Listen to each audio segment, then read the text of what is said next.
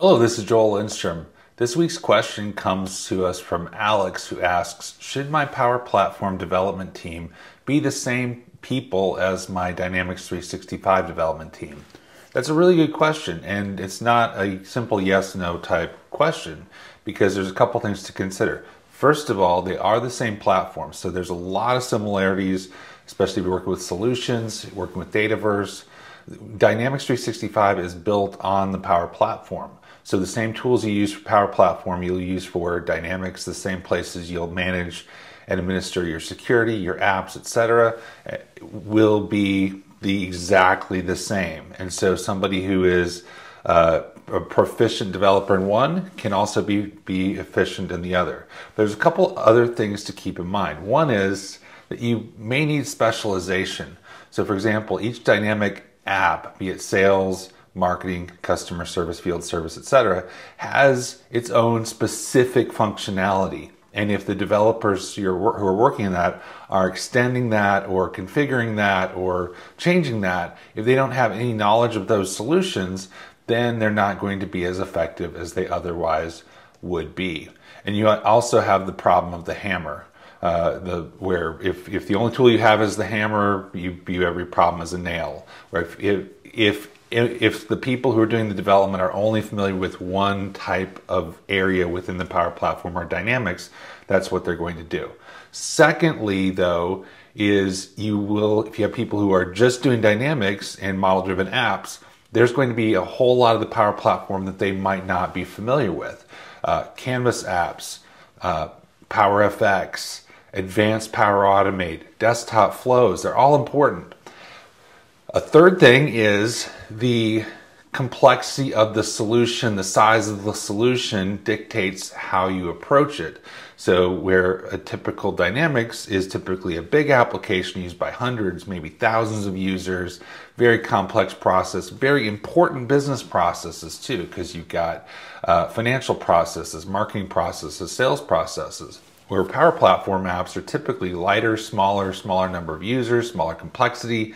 And if you try and put the rigor you need around the big application on every little small application, it will slow them down.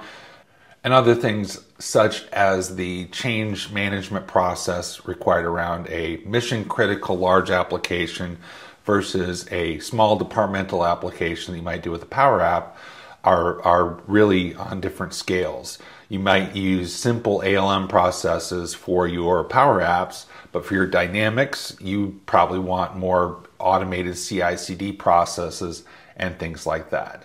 So the way I would answer the question, Alex, is that in some cases, yes, some cases, no, but there should at least be collaboration between the two. For example, there's the biannual update release waves. All the updates to the Power Platform apply to Dynamics. So if you see anything with Dataverse, model-driven apps, that's going to be in the guide for the release notes, for example, Wave 1 2024, if you're not familiar with that, or you have two totally separate groups who are managing these as different platforms, you're going to have redundancy, collisions, you're going to have, the knowledge won't be there. So you at least need collaboration between these groups.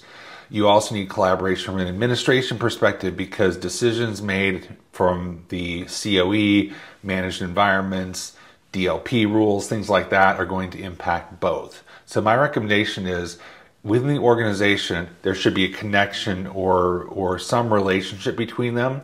But if you have a large environment with many apps, a large Dynamics environment, you're likely going to have some specialization or some segmentation within there, and people who are specialized in the Dynamics apps, people who are advanced in the Power Platform. And you'll have the Power Platform people sometimes help out the Dynamics team, like build a Canvas page, help them with some things, or upskill them on Power FX so they can start using Power FX within the command bar and other places where that's coming in.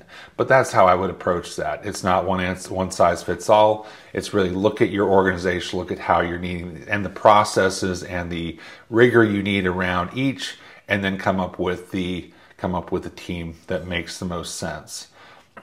So I appreciate the question. If you have any questions you'd like for us to address on Power Platform Answers, please send us an email to powerplatformanswers@hitachisolutions.com. or put a comment on this video. I'd love to get your comments and your feedback. How do you do this within your organization, or if there's any questions that you have that you'd like us to address in a future video.